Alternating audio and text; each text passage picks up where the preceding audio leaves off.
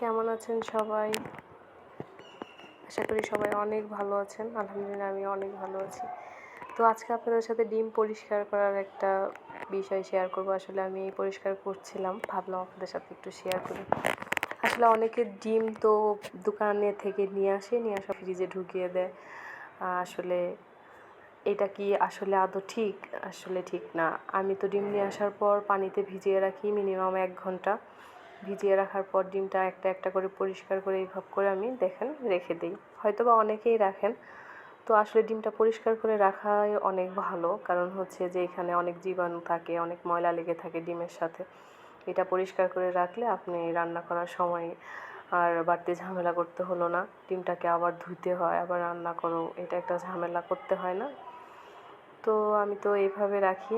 কে কে আমার মতো রাখেন? দেখুন আমি ডিম সবগুলোকে ধুয়ে সুন্দরভাবে এভাবে করে আমি তারপর ফ্রিজে রেখে দিই। আসলে আমাকে এভাবে রাখতেই ভালো লাগে।